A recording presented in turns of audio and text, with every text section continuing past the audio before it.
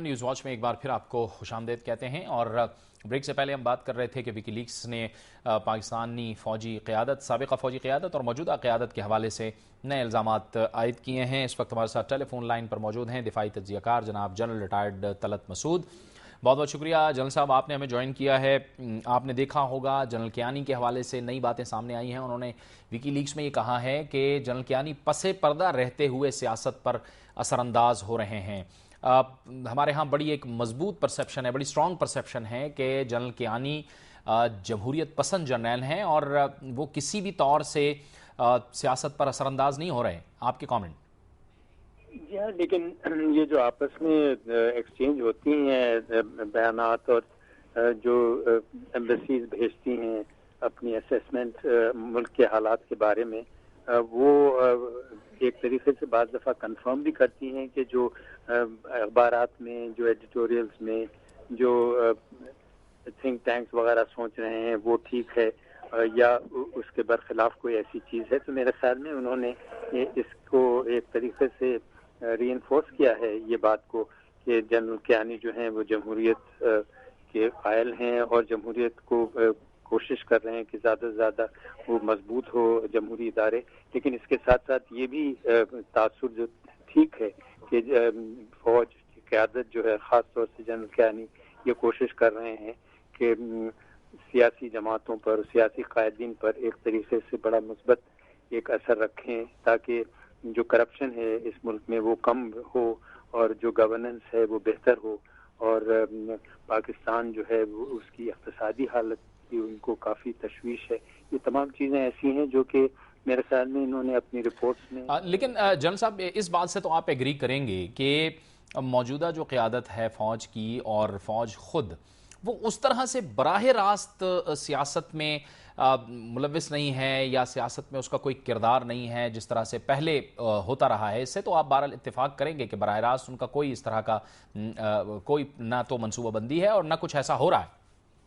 जी, बराह रास्त तो नहीं है, लेकिन ये ज़रूर है कि उनकी जो दिफाई पॉलिसी है, जो खारजा पॉलिसी है, उसमें उनका काफ़ी वो एक तरीके से बहुत बड़ा किरदार है। और आपने देखा कि जब हुकूमत ने, सियासी हुकूमत ने ये कोशिश की कि अपनी एक खारजा पॉलिसी सी बनाई जाए और ख़ास तौर से सिक्योरिटी पॉलिसी, जिसमें आपको याद होगा कि अपने प्रेसिडेंट ज़रदारी साहब ने कुछ बयानात भी दिए तो फ़ौरन फ़ौज की क़यादत ने उसको एक तरीके से कहा कि नहीं, ये काबिल कबूल नहीं है।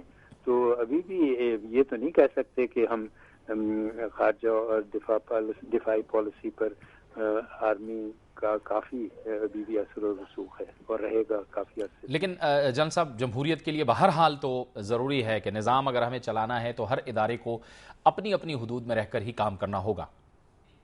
या इसमें तो कोई शक नहीं है कि अपने तमाम इदारे जो हैं अपनी हुदूद में रहकर काम करें, लेकिन ये भी बड़ा ज़रूरी है कि जो इदारे दूसरी जो अपनी जिम्मेदारियां संभालना चाहते हैं, मसलन खारजा पॉलिसी बनाना है या दिफाई पॉलिसी बनाना है, तो ये बहुत ज़रूरी है कि इन मामलात पर भी अपनी सलाहियत को बेहतर किया जाए, अपनी कैपेसिटीज़ को बेहतर किया जाए।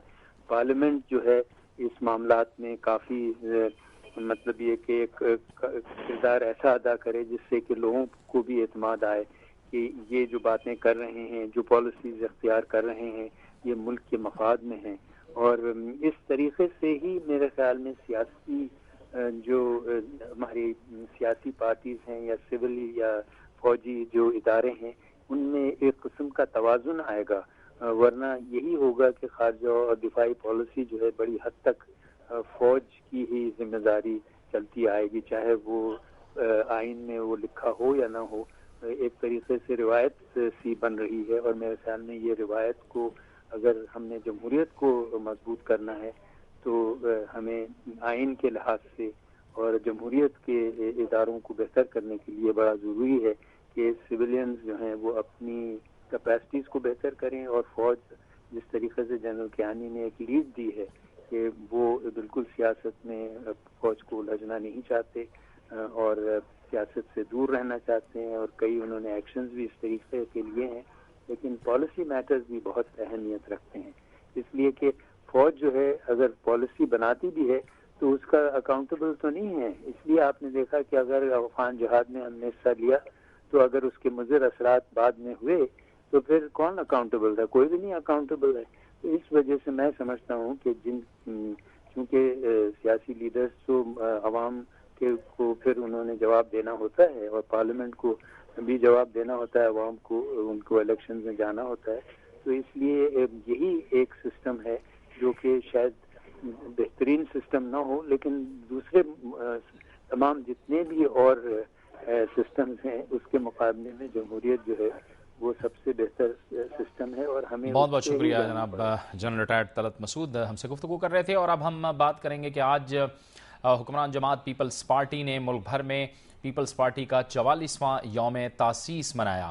آج پیپلز پارٹی کی جانب سے مختلف شہروں میں اس حوالے سے خصوصی تقاریب ہوئیں. وزیر اعظم یوسف رضا گیلانی پہلے پشاور گئے، وہاں پر انہوں نے جلسے سے خطاب کیا، اور اس کے بعد وہ سکھر گئے، وہاں پر بھی انہوں نے جلسے سے خطاب کیا. اور ان کا کہنا تھا کہ پیپلز پارٹی کو ہمیشہ حکومت نہیں بلکہ ہمیشہ ذمہ داریوں کا سامنا کرنا پڑا ہے، انہیں نئے نئے چیلنجز کا سامنا کرنا پڑا ہے. آج اس عزم کا بھی اظہار کیا گیا کہ ہر آمرانہ اور غاصبانہ دور کے خلاف ہمیشہ سے پرعزم رہا جائے گا، جیسے کہ پہلے پیپلز پارٹی نے حکومت کی ہے. آج پیپلز پارٹی کو حکومت کرتے ہوئے پاکستان پر تقریباً 13 برس ہو گئے ہیں. 13 سال پیپلز پارٹی نے پاکستان پر حکومت کی ہے. یوں فوج کے بعد پیپلز پارٹی وہ واحد جماعت ہے جس نے سب سے زیادہ پاکستان پر حکومت کی ہے. لیکن سوالات یہ اٹھائے جا رہے ہیں کہ کیا پیپلز پارٹی وہی پیپلز پارٹی ہے جو غریب کے لیے روٹی کپڑا اور مکان کے نعرے سے شروع ہوئی تھی، جس کی ابتدا ذوالفقار علی بھٹو اور ان کے رفقا نے کی تھی، یا پھر یہ پارٹی بدل گئی ہے؟ آج پشاور میں وزیر اعظم یوسف رضا گیلانی نے یوم تاسیس کے حوالے سے ایک جلسے سے خطاب کرتے ہوئے چینی اور مختلف بحرانوں پر کچھ اس طرح سے گفتگو کی. ہمارے پاس سرپلس چینی ہے مگر لوگوں نے ذخیرہ اندوزی کی ہوئی ہے.